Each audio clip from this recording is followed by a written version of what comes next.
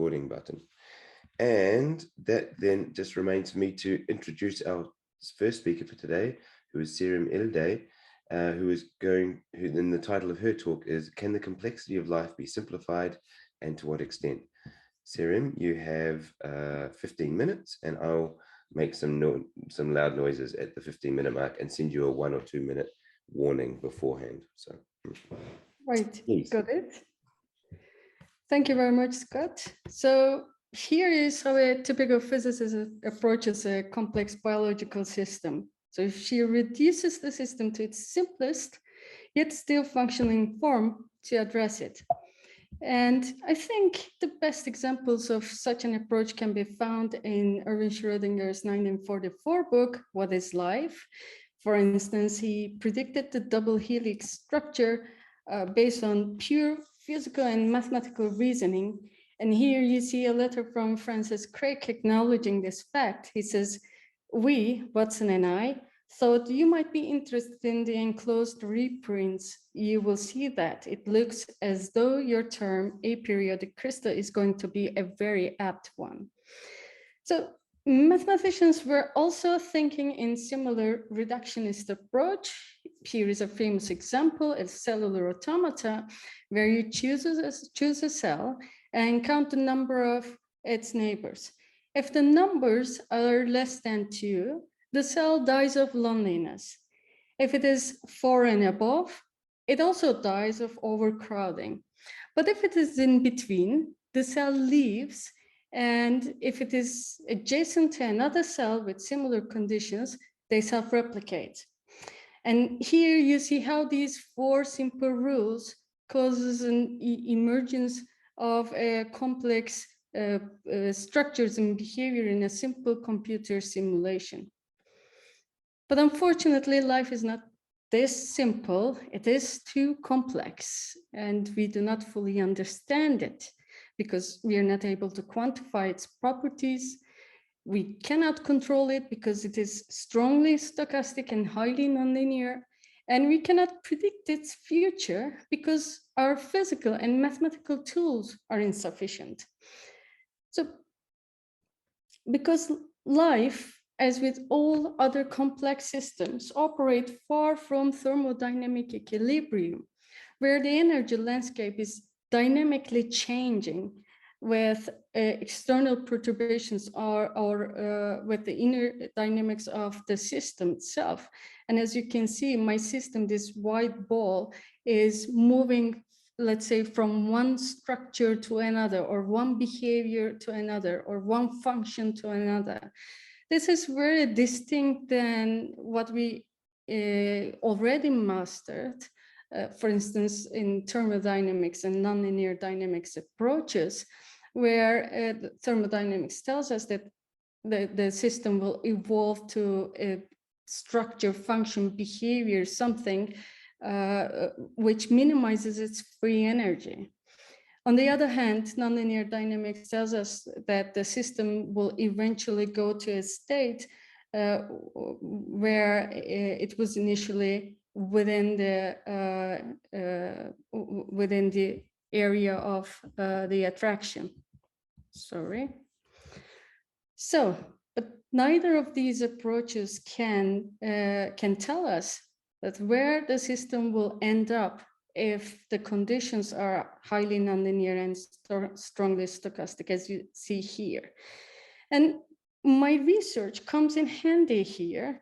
So we set up an experimental system, which is the simplest system to date, similar to earlier mathematical and physical systems that these physicists and mathematicians came up with. Only this is experimental, a real physical system that operates under such conditions and take very many different forms and functions and adaptive behavior. So what we wanted to do with this system is to ask a simple question: can this system mimic life?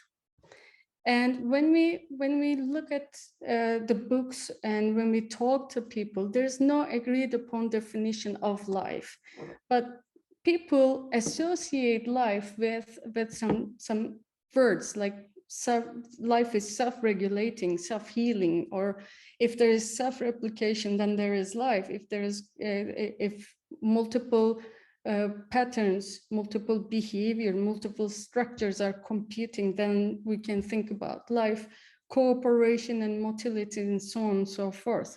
And we thought that, you see, a cell is formed by individual atoms. And if I come up with a system where I can replace the atoms with mesoscale materials, with, let's say, colloids, polystyrene spheres in my case, polymer spheres, let's say, and if I combine multiple of them in a colloidal aggregate, would this colloidal aggregate, which is simple, passive, identical, made of identical particles, behave as a living organism? Now, before answering this, let me a little bit describe how my experimental setup works. So what we did is we basically took two simple glass slides, thin glass slides, these are microscope slides, and sandwiched a thin layer of colloidal solution between these glass slides. And as for colloids, I am talking about a liquid medium, which is water, and 500 nanometer large in diameter spherical polymer spheres that are moving within this liquid. Then what I do, these are my polymer particles, by the way, they are doing Brownian motion within the water. This is why they are moving randomly in whichever way. And in order to collect them, I shine a femtosecond laser on it. So what I do basically is I create a hotspot. The rest of my system is cold. And as in a steam engine, there will be convective flows from hot to cold areas, like you see here, cyclic flows. And these flows collect all these particles and along with it towards their aggregation at a boundary. And then I am able to collect these particles with this mechanism. And if I turn off my laser, then there's no such flows. There's only this random Brownian motion, which causes the aggregate to dissolve again. If I turn on my laser, I collect again. If I turn off, they dissolve again due to its inner dynamics, which is Brownian motion. And if I were to mathematically describe this in a physical concept, this basically boils down to the fact that I am creating a negative feedback loop and a positive feedback loop within this system by only using my laser. So what I do is fluid flows are collecting particles for their aggregation. And then while collecting, these aggregates are slowing down the fluid flow, but only regionally. In the other sides, the flow is still, in general, flows are still strong. So they continuously bring particles to this area. And when I turn off my laser, then Brownian motion takes over, and then it either suppresses or dissolves the aggregate growth. And I can describe this in a single growth curve, which is a sigmoidal curve, which is an autocatalytic curve. So at certain point, above a certain threshold, my aggregates tends to grow faster. At a certain point, they saturate because of the finite extent of the laser-induced flows and the number of particles that can join this. So as we know, life or living beings are also known to be autocatalytic in their appearance. So when I look at these aggregates closely, I see that they also self-regulate. And here you see an already formed colloidal aggregate at a cavitation bubble boundary. And here you see there are really intense flows, very fast flows. And these are very tiny colloidal particles, thousands of them, continuously hitting to this already formed aggregate. And under these quite violent conditions, the aggregate doesn't change its size or position or its configuration. Nothing happens. It stays stable because this negative and positive feedback loops balances each other. And if I look at them, I see that they retain their original configuration, even if there are defects or something that destroys the original configuration. The crystals of these colloidal aggregates tries to minimize these defects and then retain its original structure, as you can see here. And this is purely here in this video, this is purely because of the Brownian motion. Even if they are a part of the aggregate, they actually are still jittering like atoms within that aggregate, so they can self-heal themselves. Here, on the other hand, we completely destroy the initial square lattice configuration by using bubble cages. But then when we release the cages, the structure self-heals again to the minute details. And they also compete for the available resources and they self-replicate. Here, I formed an aggregate and then purposefully shrink a physical boundary near it. And this causes that my aggregate, which was hexagonal, to divide into two different patterns, hexagonal and moire patterns.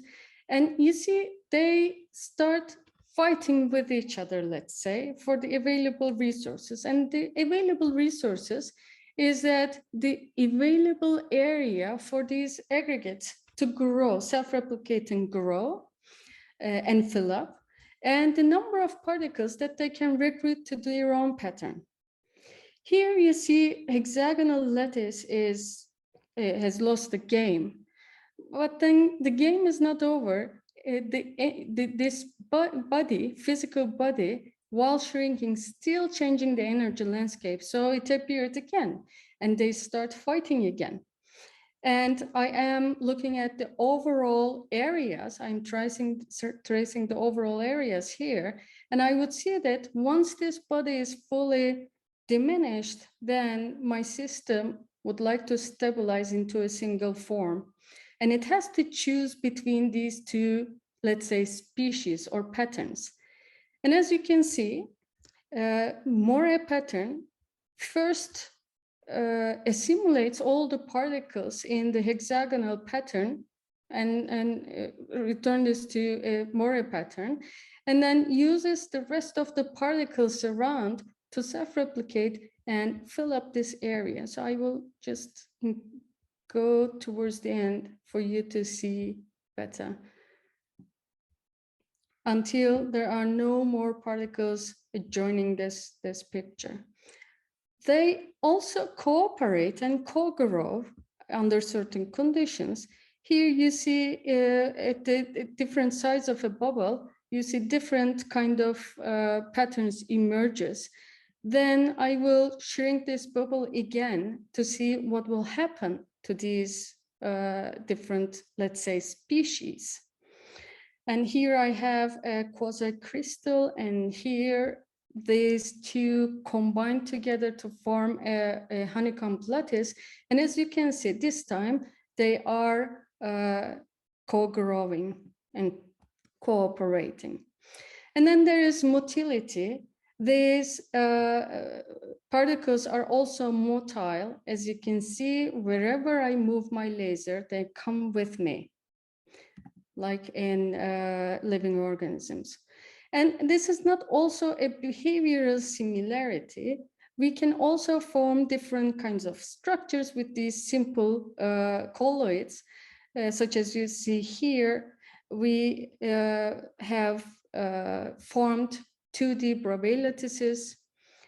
From their superpositions, we have the Moria patterns, quasi-crystals. We can form honeycomb lattices and go from honeycomb lattices to straight lines. We can form Kagome lattices or stripes or many other different kind of patterns with this system. And also we go ahead and look at how many different particles or living organisms obeys the same physical rules in our system, and we basically use different kinds of systems, including living organisms, and show that all of them obeys the simple physical rules that we have set for our system. And then we also look at how these crystals are dying, and we form a colloidal aggregate and then let it dissolve by turning off the laser. And we performed basically structural analysis. And here you see that let's say these artificial atoms are not periodic or they are moving randomly. Yes, you can start to wrap up. Yeah, I am. They look randomly distributed, but our analysis shows that this is far from random and they are still correlated, even if the energy source is removed from the system. And next thing I would like to do is to associate a metabolism and an evolutionary path for these crystals to draw these analogies to life. And then I would suggest reading this piece, which came as a surprise last year to me, and which is basically simply describing what I was telling you during this 15 minutes. I would like to acknowledge my wonderful group. Mostly, more than half of them is undergraduate students, voluntary researchers, and then funding agencies, and leave you with this personal note. Thank you. Thank you very much, Serim. You've convinced me that I'm comprised of styrofoam balls, and I mean, my head feels like styrofoam balls on a Monday morning. So that's. Are there any? We have time for 2 quick questions, I think, if there are any.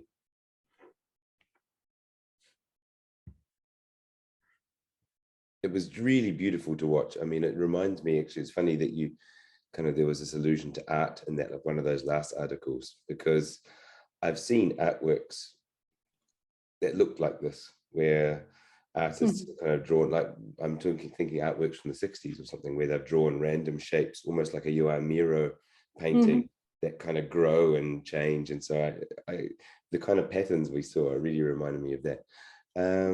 Yes. Maybe I am dreaming this, but I would like to see this system. I mean, I would like to draw analogies to living systems, because if you look at the very basic behavior, then it is not much different, actually. But I really understand, I really need to understand what is the metabolism here and how this system would evolve. So that's the next question. Bismadev has a question.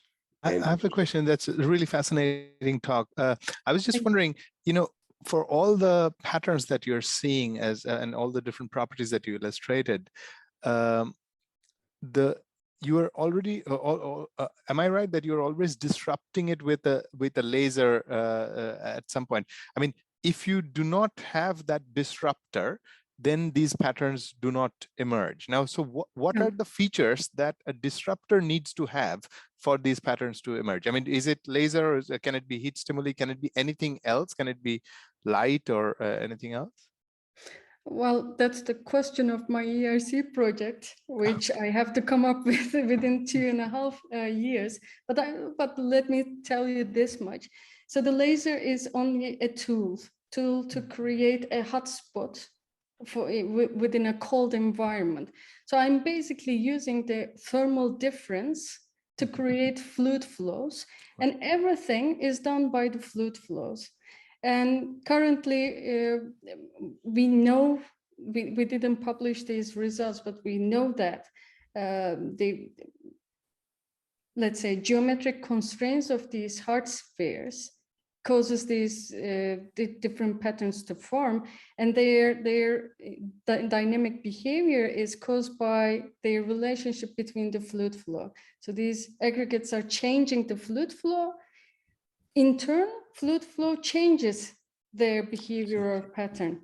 And then right now I am trying to understand which specific parameters are causing them. I mean, I have to find them first and then quantify and then generalize, hopefully. That's great. No, fantastic stuff. Thanks, Serim. And Patricia, you have a question. Can we, short question, short answer, please, and we'll move on. Patricia. Yeah. I hope so. Yeah, maybe it's just my background knowledge that's lacking, but I always learned that moire patterns are due to interference between two different crystal structures. So I was a bit confused when you were saying, oh, we get moire patterns, we get moire patterns. So how does that work in your system? Absolutely the same way. So there are multiple layers of simple Bravais lattices.